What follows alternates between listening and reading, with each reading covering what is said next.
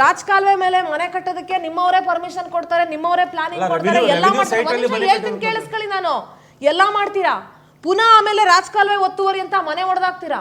ನಿಮ್ಗೆ ಏನು ತುಗ್ಲಕ್ ಸರ್ಕಾರಗಳು ನಿಮ್ಮವು ಎಲ್ಲವೂ ಅಷ್ಟೇನೆ, ಎಲ್ಲರದ್ದು ಅಷ್ಟೇನೆ.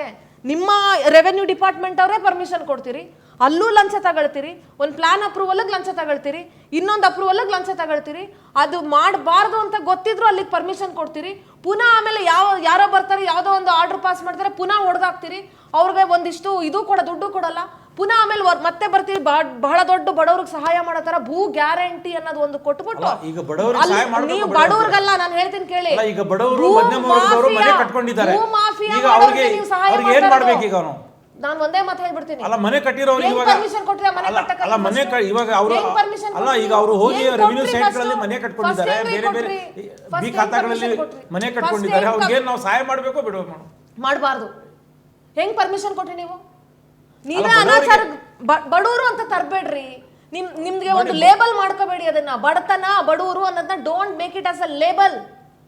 ಬಡವ್ರಿಗೆ ಮಾಡಿದ್ವಿ ಈ ಬಡತನದಲ್ಲಿ ಇಟ್ಟಿರೋರು ನೀವುಗಳೇ, ರಾಜಕಾರಣಿಗಳೇ. 40 ವರ್ಷ ಒಂದೊಂದು ಡಿಸ್ಟ್ರಿಕ್ಟ್ ಗಳನ್ನ ಆಳ್ವಿಕೆ ಮಾಡಿ ನೀವು ಆ ಜನನ ಇವತ್ತು ಬಡತನದಲ್ಲಿ ಇಟ್ಟಿದ್ದೀರಾ ಅಂತಂದ್ರೆ ಅದು ಕಾರಣ ನಿಮ್ಮ ಆಳ್ವಿಕೆ. ನೀವು ಮಾತ್ರ ಬಡವರಾಗಿರಲ್ಲ, ಹೆಂಗೆ ಜನ ಮಾತ್ರ ಬಡವರಾಗಿರ್ತಾರೆ? How come it is possible? ಹೇಳ್ಕೊಡಿ, ಅಂತ ಕೃಷಿ ಯಾವುದು ಹೇಳ್ಕೊಡಿ.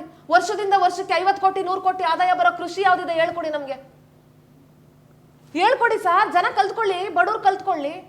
ನೋಡಿ ಇವತ್ತು ಜನಪರ ಕಾರ್ಯಕ್ರಮ ವರ್ಷದಿಂದ ವರ್ಷಕ್ಕೆ ಸರ್ಕಾರಿ ಶಾಲೆಯಲ್ಲಿ ಡೆವಲಪ್ಮೆಂಟ್ ಆಗಲ್ಲ, ಪ್ರೈವೇಟ್ ಸ್ಕೂಲ್ಗಳು ಇಂಪ್ರೂವ್ ಆಗ್ತವೆ, ಹೆಂಗೆ ಒಂಚೂರು ಹೇಳ್ಕೊಡಿ. ವರ್ಷದಿಂದ ವರ್ಷಕ್ಕೆ ಬೇರೆ ಬಿಸ್ನೆಸ್ಗಳು, ಸಾಮಾನ್ಯ ಜನರು ಹೋಟ್ಲುಗಳು, ಯಾವ್ದು ಬಿಸ್ನೆಸ್ಗಳು ಇಂಪ್ರೂವ್ ಆಗಲ್ಲ. 100 ಕೋಟಿ 50 ಕೋಟಿ ನಿಮ್ಮ ರಾಜಕಾರಣಿಗಳ ಬಿಲ್ಡಿಂಗ್ಗಳು, ನಿಮ್ಮ ರಾಜಕಾರಣಿಗಳ ಹೋಟ್ಲುಗಳು 11 ಗಂಟೆ ರಾತ್ರಿವರೆಗೂ ಕೆಲವು ಹೋಟೆಲ್ಗಳಿಗೆ ಪರ್ಮಿಷನ್ ಕೊಡ್ತೀರಾ? ಕೊಡಿ, ಎಲ್ಲ ಹೋಟ್ಲಿಗೂ ನೋಡೋಣ. ಎಲ್ಲ ಹೋಟ್ಲಿಗೆ ಕೊಟ್ಟಿರ್ತಾರೆ ಮೇಡಮ್, ಯಾಕಾಗಲ್ಲ? ಯಾಕೆ ಜನಸಾಮಾನ್ಯನ ಆದಾಯ ಯಾಕೆ ದುಪ್ಪಟ್ಟಾಗಲ್ಲ ಸರ್?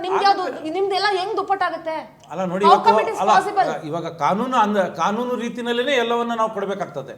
ಕಾನೂನು ಯಾವ ರೀತಿ ಇದೆ ಅದೇ ರೀತಿ ಕೊಡ್ಬೇಕಾಗ್ತದೆ. ಕಾನೂನಿನ ಬಗ್ಗೆ ಮಾತಾಡೋ ನೈತಿಕತೆ ಇಲ್ಲ ರಾಜಕಾರಣಿಗಳಿಗೆ. ನಾನು ಹೇಳ್ತೀನಿ ಕೇಳಿ, ಯಾವ್ದ್ರ ಬಗ್ಗೆ ಮಾತಾಡೋ ನೈತಿಕತೆನೂ ಇಲ್ಲ. ಹೆಂಗೆ ಕಾನೂನು ಬಗ್ಗೆ ಮಾತಾಡ್ತೀರಿ ನೀವು?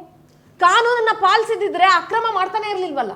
ಅಲ್ಲ ಅಕ್ರಮ ಇವಾಗ ಅವ್ರು ಮಾಡಿದ್ದಾರೆ, ಇವಾಗ ಏನ್ ಮಾಡಕ್ ಪರ್ಮಿಷನ್ ಕೊಟ್ಟವ್ರು ಯಾರು? ಅಲ್ಲ ಪರ್ಮಿಷನ್ ನೋಡಿ ಇವತ್ತು ಕೊಟ್ಟವ್ರು ಯಾರು, ಬಿಟ್ಟವ್ರು ಯಾರು? ಯಾವ ರೀತಿ ಸಂದರ್ಭಗಳಿತ್ತು, ಏನ್ ಸಂದರ್ಭಗಳಲ್ಲಿ ಅವ್ರು ಮಾಡಿದ್ದಾರೆ ಅವೆಲ್ಲ ಬೇಡ ಸರ್ ನನ್ಗೆ. ಇವತ್ತು ಅವ್ರು ಅದನ್ನ ಮಾಡಿದ್ದಾರೆ, ಅವ್ರಿಗೆ ಸಹಾಯ ಮಾಡುವಂತ ಕೆಲಸವನ್ನ ನಾವು ಮಾಡ್ತೀವಿ. ಕಾನೂನಿಗೆ ಸಂದರ್ಭ ಇದೆಯಾ?